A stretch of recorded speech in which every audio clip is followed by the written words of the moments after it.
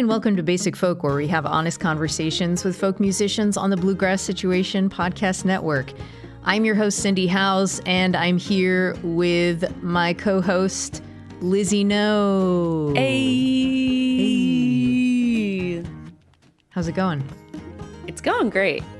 At the time that people are going to be listening to this, I have recently announced, drumroll please, my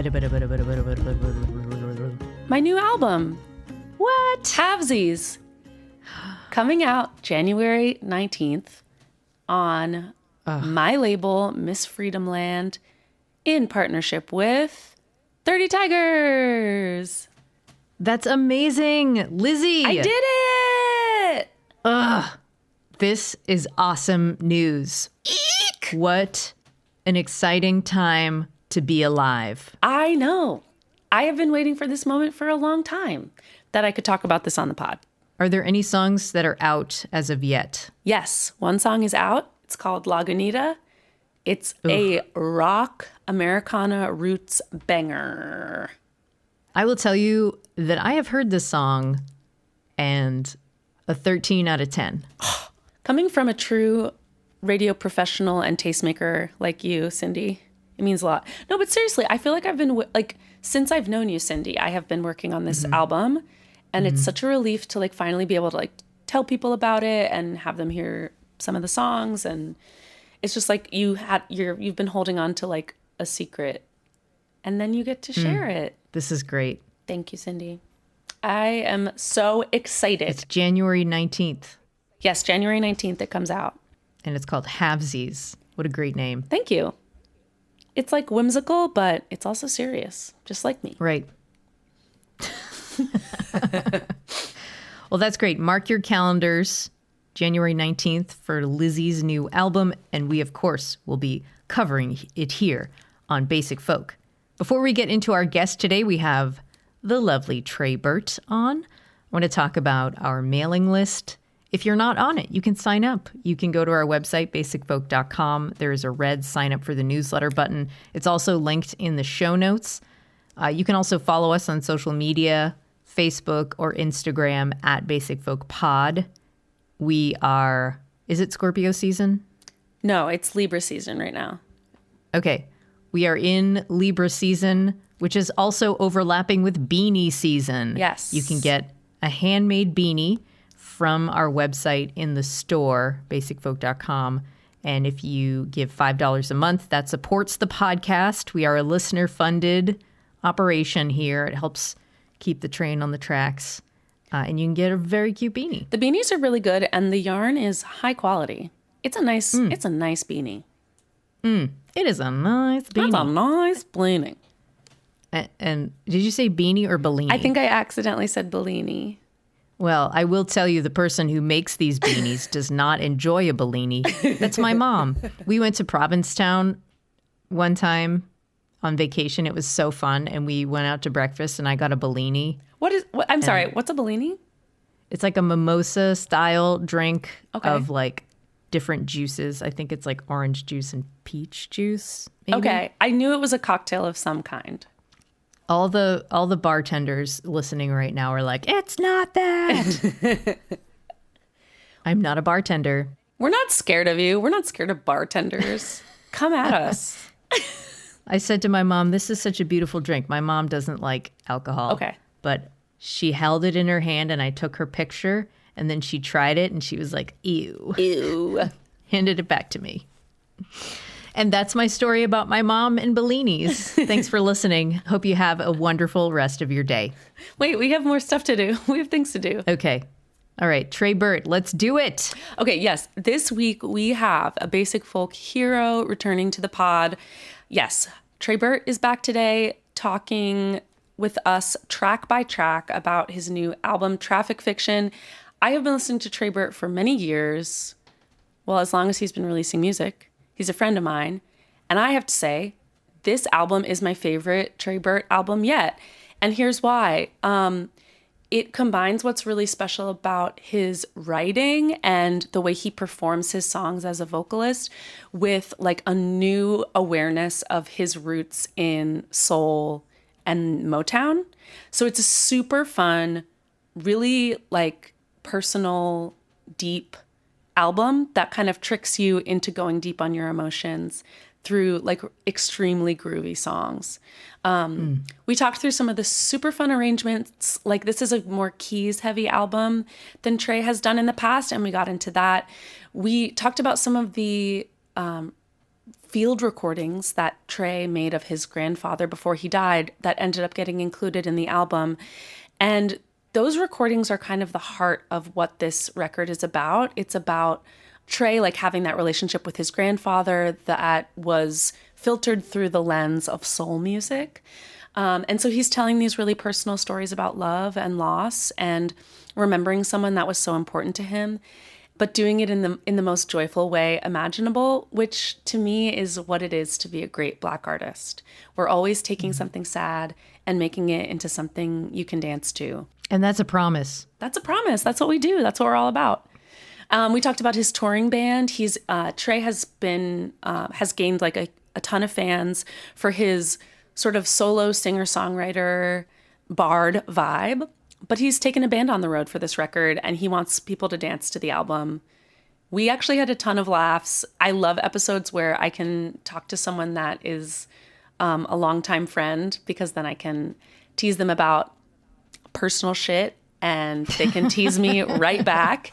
We talked about our celebrity birthday twins, life on the road. It's a really cool interview, and Tré is an important artist. I'm super grateful that he came on the show to talk about this album. Me too. The new album Traffic Fiction is out now. It's been out for about a week. And we're going to take a listen to clips from the record throughout the interview. So sit back, relax, laugh along with us here. We'll get to Tré Burt on Basic Folk.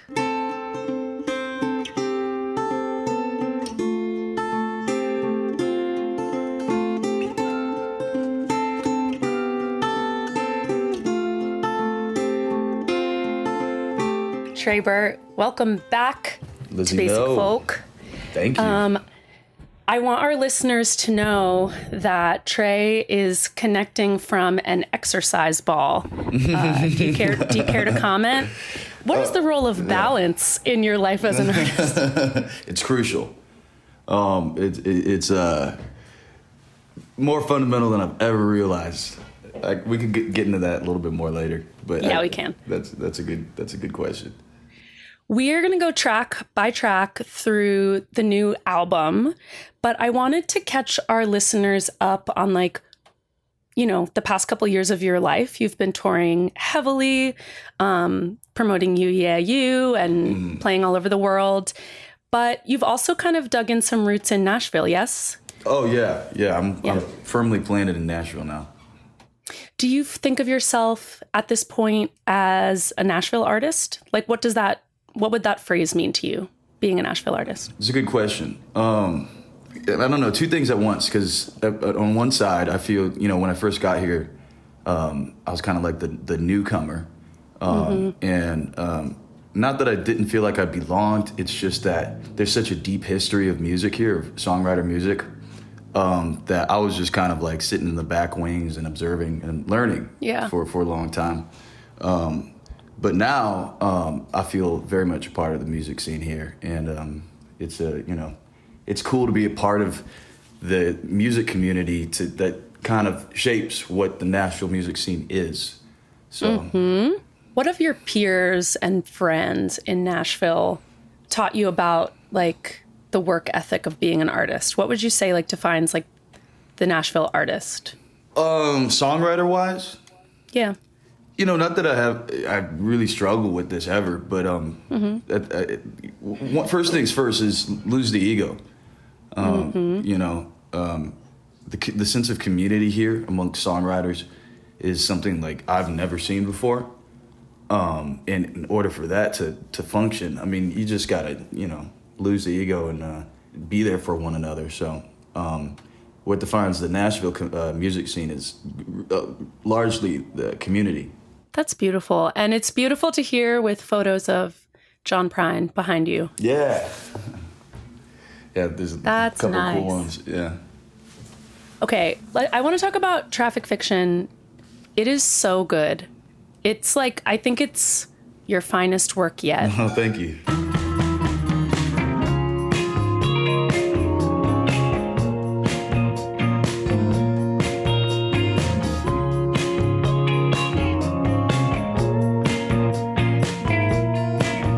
In the mind of the wind is where I come from. Just let me ride to the end till I have my fun. Let's start with the title track. Traffic Fiction is like the album is a kind of piano and keys heavy album, and that sound is crafted by the phenomenal Peter Keys. Mm-hmm. Can you talk about how you became familiar with Peter's work and what his rock and funk bona fides did for the spirit of Traffic Fiction? I mean, to be honest, I met Peter in the studio. That was Cool. He was my co-producer Drea's pick, and he knew him from. I love Andrea. Yeah, you know Andre, but he knew him from working with him a bunch, and that was my first time getting to work with him. But he's really cool. He's a really intuitive player, and so yeah, there's Peter played on one half, and then Joe played on the other. Joe Shornikoff. And I feel like their sounds are pretty different, but that's what makes the record sound as dynamic as it does. A mesh. A mesh. A mesh. Bringing me down.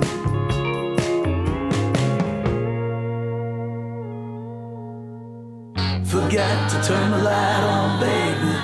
Forgot to turn the light on, babe. Forgot to turn the light on, baby. Forgot to turn the light on. Kids in the Yard is like a come out swingin' track. Mm-hmm. And that line, I do what I want, reminds me of Steve Biko. Do you read Steve Biko, the South African writer? He has this collection called I Write What I Like, which is kind of about how Black people can get free by doing, what is most urgent on our own minds instead of listening to someone else. Yeah.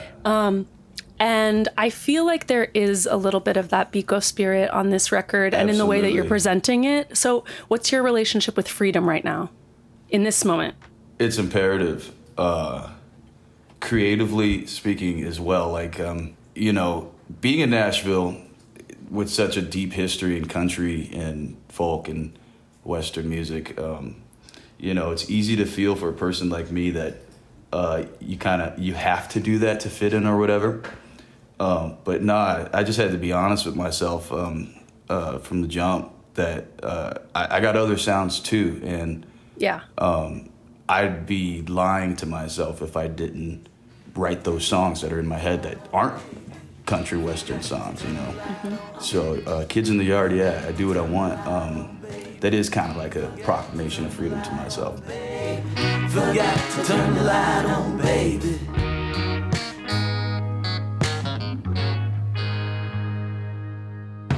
Standing under telephone wire, you took a piece of me.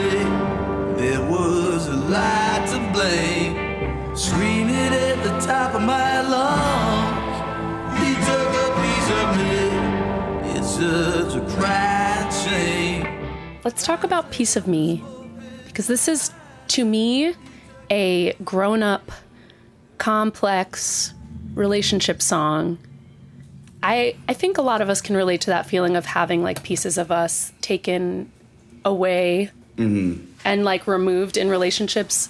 Do you feel like singing about your life helps you get those pieces back? Or are there times when sharing of yourself feels like a continuing loss? Like, I know you've said in your previous Basic Folk interview, actually, that sometimes you have to judge like who you can be your full self with. So how are you seeing that relationship now between like guarding yourself and giving of yourself? Mm-hmm. Sonically and also lyrically, I feel like personally, this is what it feels like to me. With my previous records, that was more kind of, I had a guard in front of me from the rest of the world. And I was just, I guess, going to the inside world where I write those songs and taking that and just putting it on the outside. But there was still that wall. I was just putting it on the other side. this record, I'm kind of busting the wall open and showing people just, you know, who I am. That's what I feel like anyway. So, yeah. Was that the question? That was the question. Tight. Is it scary to do that? Asking for a friend? I guess, yeah, but it's a choice you make, like when you're writing the song and you have the line in front of you. And there's always that line that you want to say, but you're like, no, I can't say that. That's a little too vulnerable. But this record was a lot of, fuck it, no, that's what I'm thinking. I'm gonna write that down. Yeah. So it comes down to that choice when you're writing the song to just go with that one that's too scary, if it feels too scary. Screaming at the top of my lungs, you took a piece of me.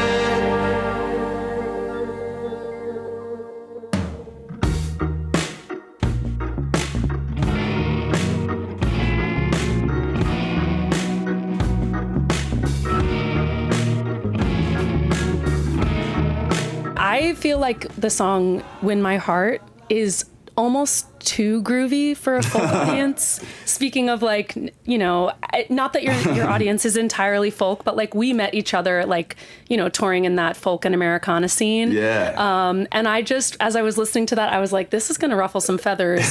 So like, what has been the best part of this like rock and soul transition in your career? And what is the most challenging part of sharing that side of you with your audience? Oh, nothing. I feel like I got something off my conscience, like I cleansed my conscience by writing. Like, yeah, you know, there was that sort of deliberation where I was like, man, is it okay that I'm writing a soul song?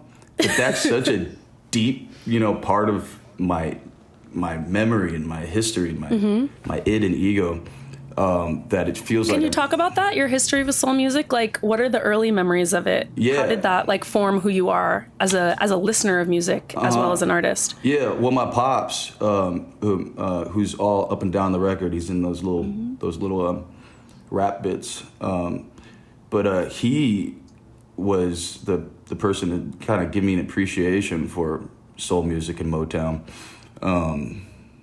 You know, there's that Temptations movie that came out in the mid '90s that, you know, we loved. We watched that movie a lot together. But I feel like that movie really built the Black household. Oh hell yeah! In America, we were in the house that Temptations movie built. Yeah, and you know, we that's all we listened to is the Temptations too. So listening to the music and then watching that movie it built a powerful, you know, it forged a powerful bond in me at a young age. But no, soul music, large part of my childhood. I'm glad that it's unveiling itself now. Mm-hmm. Yeah. You have to get into Nashville through the Trojan horse of singer-songwriter stuff, and then you can really share That's a good way to put it. Of soul. Exactly, yeah. It definitely felt like, you know, folk and country and blues music is, you know, my first love, I guess, on the guitar. Mm-hmm. But I definitely felt like I had to prove myself on just the guitar before I could get to this sound. Because I always wanted to do this sound, but I feel like, you know, it'd be too unfocused if, you know, I was just kind of all over the place right off the bat. Mm-hmm. For people, and also just mainly for me, like, I needed something to focus on before I could kind of like move on sonically. But you said it right, it's like a Trojan horse. La, la, la, la, la, la. La, la, la, la, la.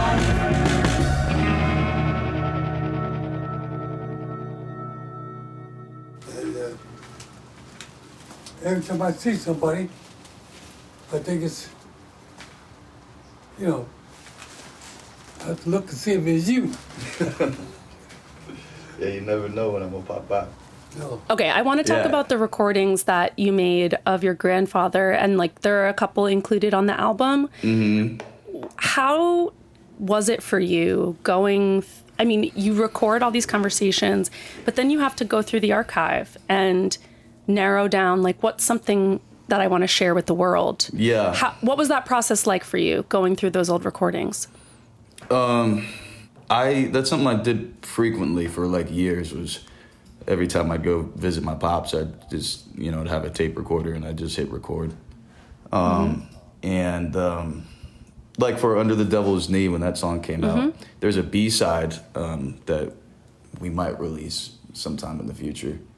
It's just a recording of me and my family talking about what that song means to us as a black family, and historic. What goes into my pops's his history. You'll hear that at some point. But these recordings, honestly, recording this record was kind of like a blackout. I don't really remember too much of it because in the middle of the sessions, I had to go to my pops's funeral and fly back the next day and finish the record.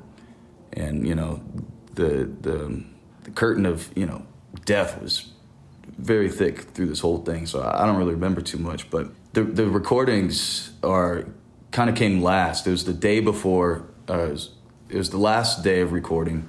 Actually, we recorded the record, but it was the last day before I was going to turn it in for mastering. And I don't know. I just had this strong urge to put some of those recordings on the record. It felt like he was very much a part of the whole writing and recording process, so he was a part of the record. And it was a little difficult to go through it and, kind of listen to those moments. But yeah, with those bits, I share with people exactly what I was going through. And they don't necessarily relate to the songs, but they relate to the, period of time in which I wrote them and experienced those songs. So it starts off kind of, with me and my aunt and my cousin deciding which record to put on for my pops, because at that point in late stage dementia, music was the only thing that made him feel comfortable. Stevie Wonder, he loves this Louis Jordan record. That was amazing. I put that on and he'd start tapping his feet and dancing and saying all the words, which was amazing because he couldn't even, form a sentence, but he'd start singing the song. It's beautiful to see. It was so deep in his bones, music.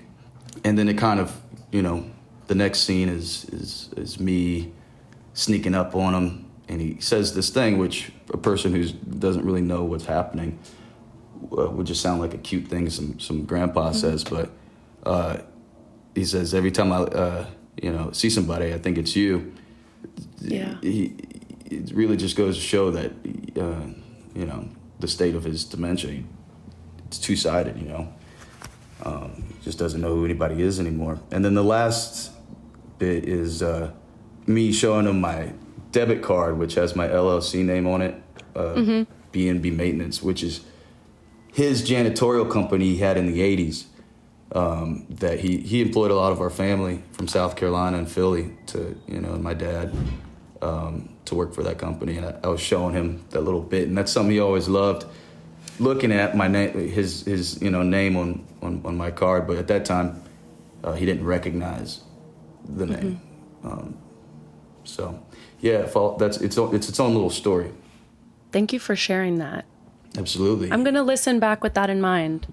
I really hope that, like, when I go, I have people around me to, surround me with the songs and the things that make me feel good. Yeah. I think that's really a beautiful thing that you did for him. Yeah, he did it the best way. It was a beautiful exit scene. He completed life, he died in his wife's arms in his own bed. So there's, as far as exits go, that he perfected it. That's it. Yeah. That's the good life. Yeah, that's the tap dance out. But you're doing okay, huh? Mm-hmm. That's good. That's good. Just tired.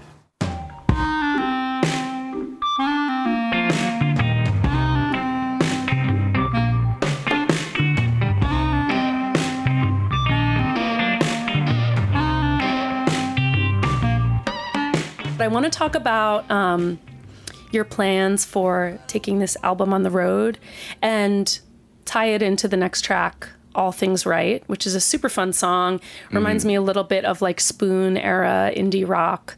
So are you taking a rock band on the road? What are you hoping that the live show is going to communicate about, like, Tré Burt, recording artist, right now? Yeah, when we go on the road, you know how it is. bands are expensive. Yes. But Speak on that. smart, yeah. Bands are expensive, and it ain't Canada where you got all this government funding for for the arts. So it's very difficult. But for some reason, I had in mind to write a band record, and this is very much a band record. So when I do go on the road, I'm going to bring a band with me. And we'll be experimenting for a couple years, for the first year especially, trying to get it down. But I want to present these songs just like they heard on the record, and maybe also a little different too. Yeah, I always like when a live band elevates the material and isn't just like trying to play the record exactly. Mm-hmm. I think that'll be fun to watch.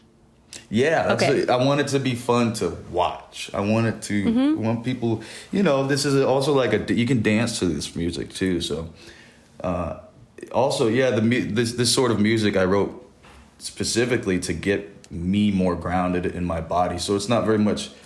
It's not as heady as the other records. It's kind of like a spell I was writing for myself to ground me and put me in my body again. Because I'm sometimes I float away. But oh wow. Mm-hmm. Okay, that's a powerful comment, especially when I think about like the state of music journalism today. My number one gripe is just how people focus on lyrics nowadays, and I feel like audiences have been like kind of trained to do that, like try to like decode songs for Easter eggs and like lyrical storytelling stuff. Yeah. And this is a record that like cannot be interpreted that way. It has to be experienced like in the body. And so I think there is going to be something really powerful about taking a full band on the road, so people will be forced to like really feel the groove. Exactly. Yeah. And like for I do try the lyrics. I always try. But of course. So there's things in there for me that only me or my family will understand. Like you're talking about the next track, All Things Right. Mm-hmm. The chorus is All Things Right, All Things Right. Find You Stranded in Promised Land. Mm-hmm. Promised Land is the ancestral community where my family's from in South Carolina. Oh. So it goes from that bit to All Things Right. I didn't know you were a Carolina diasporic. Oh yeah, the Burts Negro, just like me. Mm-hmm, since late 1700s. Yeah. So okay, yeah, you and me and Adia are gonna have a little seance. Oh yeah, offline. Absolutely. Yeah, me and Adia. We be having our little seances, barbecues, cookouts. What's up, Adia? Come through, Lizzie. No. Yeah, come hang out with us. We'll we'll pitch a tent in Charleston and do some witchy shit in there. Okay, I thought you were doing a reenactment or something. Yeah. Oh yeah. Nah. Okay.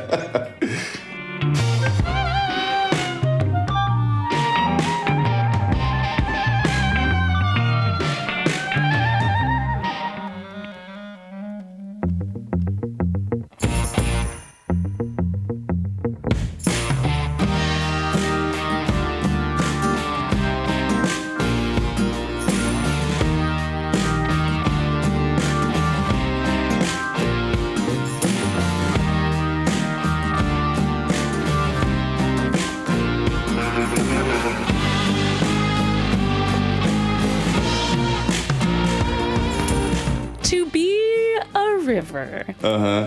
Okay, lyrically, this is so beautiful. When you say you try, To Be a River is just a triumph to me. Yeah. And I want to ask you, what in your mind makes a great love song, and how did that standard influence where you went with To Be a River? What in my mind makes a great love song? That's a hard question. I don't know. It depends on different genres and different eras. Like in early 2000s R&B, all that stuff's about being cheated on, or or people were struggling. Yeah, people were struggling back then. And then a country love song is just about, I don't know. Would you say that a heartbreak song is a love song, or? It can be, but it isn't always. Yeah. Love songs aren't I don't know. I guess I haven't really done that before. Usually I call them anti-love Yeah, that's why songs. I asked. Yeah, but I feel like with this record, I got the closest I have to making a love song, if you want to try to call it that. But yeah, I was just being honest. I think that that was kind of like the, That was a mantra. It's an anti-love song, can also be an answer. And it's also just about like self-love too, I guess. You know, like I wrote the large part of the record, at least that song, next to a river. And rivers, for me, plays a pretty, it's a powerful symbol. One time I had this DMT trip where these stone gods showed me this neon rainbow river, and I was like, what is that? And they said, you know what that is? And I was like, well, it had no start or ending, and I was like, where do I get in? And they're like, what's the point of it? And they're like, you just sit in the middle and you float. That's the point. There's no start or end, you just be. And I was like, okay. So I guess to be a river is just being that thing that can be in a constant state of change with the love, being a constant state of evolution of love. That's what love is. That's what love is, I think. Right? Yeah. We got there. We did it. Do you see how we got around to the answer? Yeah. Okay. But you invented the answer. It was within you all along. Your great coaching.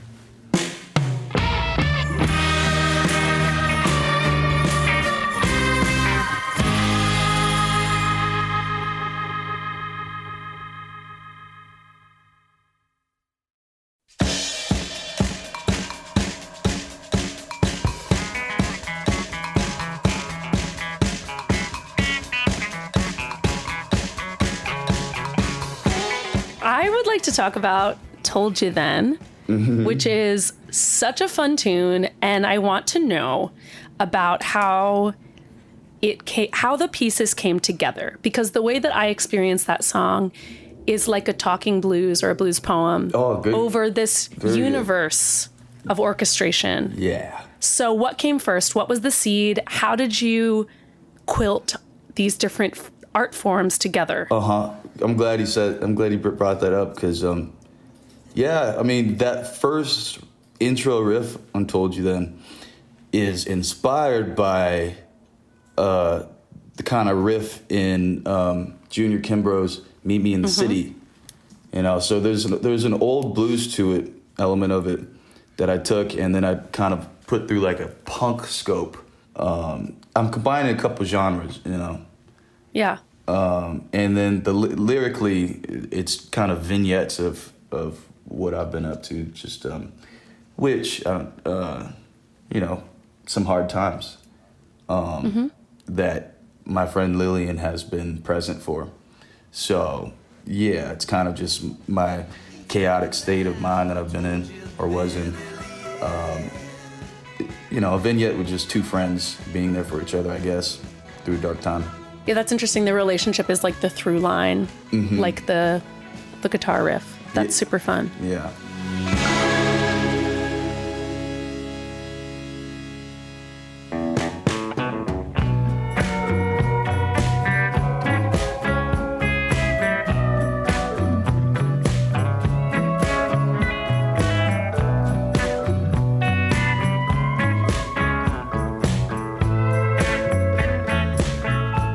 Now, what singers inspired you when you were working on this album? And I'm asking in reference to Wings for a Butterfly, which is a really soulful and exposed vocal. And I think it feels like a listener of your music. It feels like a step towards something very soulful in your vocal performance. So who were you listening to? What inspired you? What were your goals with like the vocal performances here? Okay, so I was listening to a lot of, not for that song, but for how I wanted to sing on the louder songs, I was listening to a lot of Sam Cooke, his live album in Harlem. That, it's unhinged. Like, It's terrifying the way he sings sometimes, actually. He's singing with this grit you've never heard him sing before. Right. So, you know, for the other songs, I was listening to a lot of Sam Cooke, but for Wings for a Butterfly, I was listening to a lot of Chicano, Motown, soul, like Sonny Ozuna from Sonny and the Sunliners. I love the way his voice. I identify with his brand of soul because it's not super pretty and, which I love that stuff, but my voice just don't sound like that. So if I'm going to do a soul song, I would identify with more like Sam Cooke, Harlem era, or Sonny Ozuna from Sonny and the Sunliners. But yeah, it does have that Motown motif in there, which I really love about Motown music. With just, my wacky voice on it. Can you explain what goes into choosing a song as a single and like what you are hoping that new audiences will get about your work based on hearing that song? Like, if that's their first introduction, what are you hoping they're going to think about you as an artist, and what are you hoping they're going to be curious about? Isn't that, I kind of want to ask you that question first, because that's like the bane of our existence, right? Like picking what's the single? What does that mean? What does that mean to you? I can only accept the need to choose singles if I make an agreement with myself that it doesn't matter to me. Like, I just make an album, and then I pretty much let other people decide what the singles are going to be. Yeah. Because I don't know what people are going to like on the radio. I don't really care. Yeah. Sorry if that's rude. That's great. It's just like, what do you think is going to make people curious enough to listen to your album? Exactly. I feel like I'm of that thought too, because with this record, I don't know. Yeah, because it was hard to pick a single, because if we started off with something like Yo Face or something, yeah, I think people would be like, what, is Tré singing jazz now? Is he a little lounge singer or something like that? Which was a thought. I did think about doing that for a second, but I think I picked Santiago, or we ended up picking Santiago as a single because it doesn't sound too dissimilar from, the old sound or whatever I was doing before. So it's kind of like a thread, and then I could lead you to these new spaces later, sort of thing. Interesting. Yeah. Yeah, do you feel like a pressure to concede things to your audience, or like, is there a sense of like, if it's too different, you might scare people off? Yeah. It's not like a pressure, but it is like, it's like fishing, Yeah. I want them to bite, and that's important to me. That much is. But that's about as far as it goes. I don't feel like a pressure to sound a certain way. I just want to first get their attention, so they can, ride with me. Honey, should I look good? Honey, should I look? Honey, should I look away? One for the money, two for the show, 3 in the morning, 4 in a row. 2 for the show is giving uncanny fun. And there's something about the groove and the arrangement, and of course the tempo change, blah, blah, blah, blah. I felt like invited into like a more, like a higher awareness or a more flowy place. So Yeah. And I've read the word psychedelic in connection with this album. So what does psychedelic mean to you in your music? How do you access that creative space when you need to? I feel like I'm stuck in psychedelic mode all the time. That's just kind of the realm I exist on naturally. Life is always very psychedelic to me, with no drugs. Just, it's weird. It's crazy, It's wild out there. It's wild. So when, lyrically, it's fun to try and describe that feeling, But 2 for the show is, you wouldn't think off the bat, I guess, that it's a very political song, but it is kind of about the surveillance state that we exist in now. Yeah. I guess, it has the character of the Chinese, that Chinese balloon, surveillance balloon that, happened was that this year? Everyone was very upset about that balloon. Very upset, very confused. They were up in arms. What the hell's up in going arms. on with this thing? They were aflutter on Twitter. But it alludes to the darker side of what these world governments are doing on us, the guinea pigs, and just for information, used for war. Nothing more, nothing less. So, two for the show is talking about the deity that is the god of war. One for the money, two for the show, 3 a.m. For I don't even know my lyrics. I don't know what the last one was. No, but that's fine. You get the sentiment. Yeah, I mean, I guess because the record does sound so happy and lush. It's easy to gloss over the sense of apocalypse in the record, like what Traffic Fiction is, and All Things Right, and Two for the Show. It is kind of talking about the apocalypse, that the famed apocalypse that people like to pontificate on. But yeah, I wanted it to be fun, though, when I'm talking about these subjects. I don't want to scare people. And also, I made a decision with myself not too long ago that basically just says, fuck it. I'm not going to let the fear of this. Because once they scare you with the fear, then they've already won the first war, So the record sounds happy because it's kind of celebrating your humanity in the face of whatever looming threat there is in the future. Day to day, are you able to keep that courage? I'm asking because I feel that surveillance and the violence so close to my skin all the time that I feel sometimes scared when I go out. And I was thinking about your song By the Jasmine, where it's again about being sort of alien out in the world, and the fear that comes with that. It absolutely works on the album. As a person, how do you hold on to that, fuck it, wild self-assurance maybe, or optimism, or whatever it is?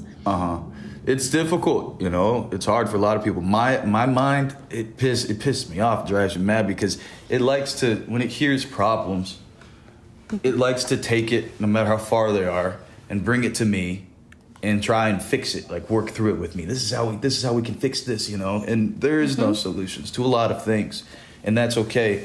My therapist actually told me something really cool the other day when I was talking about this. He used the analogy of a tornado, right? And I guess this kind of sums up what how I'm able to stay a little grounded now. Is it's in Nashville we got these tornadoes, right? And when there's a warning, when there's a tornado warning, what do? We shelter in place because here's a possible threat. But if there's a tornado, say in Nebraska, you don't have to shelter in place. It's of no threat to you. It's so far away, You could you don't have to get into danger mode or shelter mode. It's over there, So I guess you could make the argument that, what you're talking about is permeating through our daily lives all the time, constantly. But I guess the point is, it's not in front of you right now. It's Lizzie No in front of me now, not that stuff. So just look at what's in front of you. Huh. Yeah. Be in the moment. Yeah. Easy enough. It sounds easy enough. Yeah, I ain't got no answers. I'm not gonna pretend like I do. I'm just as scared as anyone else. But I guess it's just keeping a punk attitude, just kind of fuck it, let's party. Yeah. Right under the satellite side.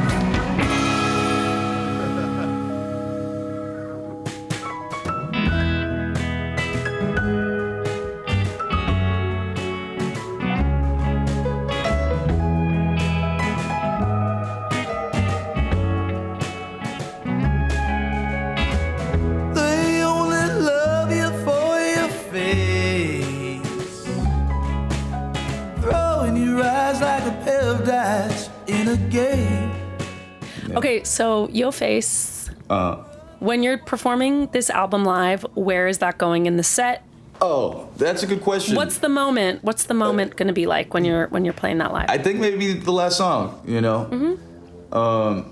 I think it's a good, it leaves you on this, my friend said the song sounds like the color of sunlight, like the color of what the sun looks like. So I feel like it's a good place to leave people off in a set and on a record for Yo Face. That song started out as a joke. That was like, I wrote that song a couple years ago. And I was just kind of like trying to put on my stoner Frank Sinatra, you know, yes, type vibe, learning what the keyboard does. Wait, did Frank Sinatra smoke weed? Was that a thing for him? Frank Sinatra, yeah, he did. He did all that stuff. Yeah, he was I don't want to rat on him, but... No. I think that the statute of limitations is up. I knew he was like a wild character, but it never occurred to me that he was like a stoner. Yeah, I don't you think know what I mean? You don't really think of him that way, Yeah. but it's kind of a fun Oh, no, I was talking about thought me. experiment. No, that was me. It's just, yeah.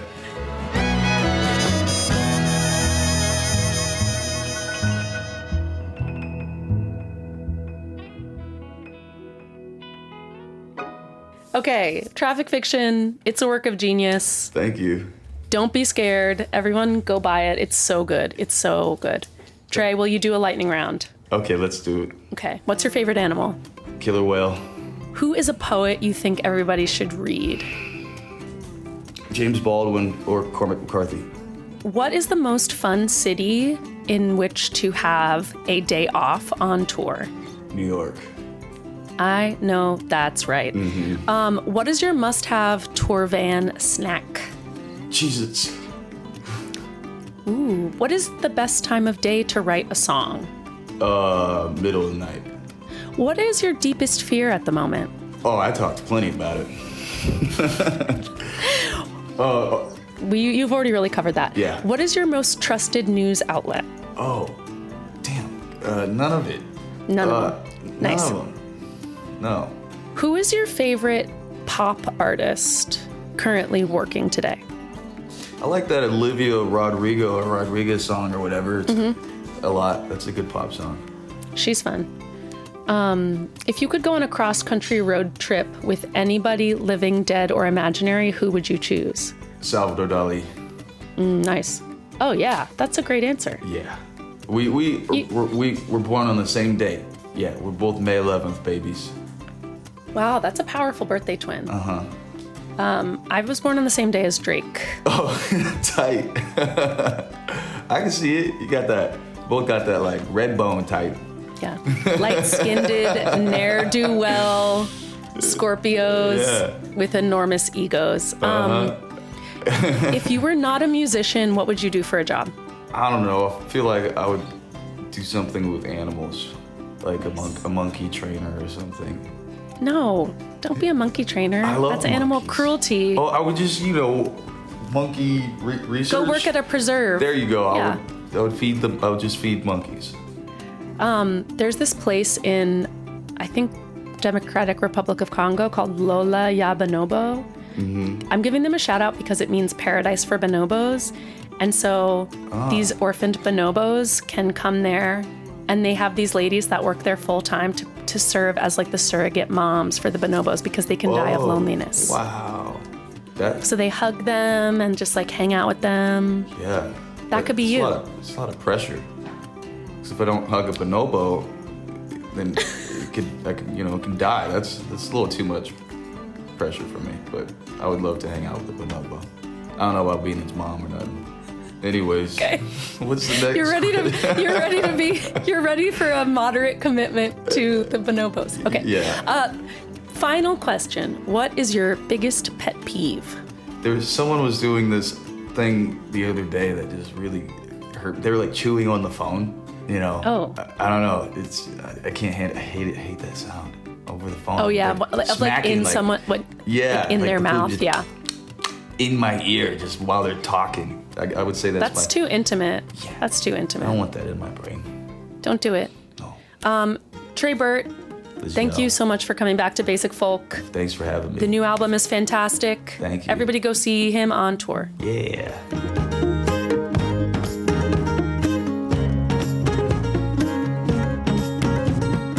This episode of Basic Folk was produced by John Nungesser. Our music composed by Alex Stanton. Basic Folk is on the Bluegrass Situation Podcast Network.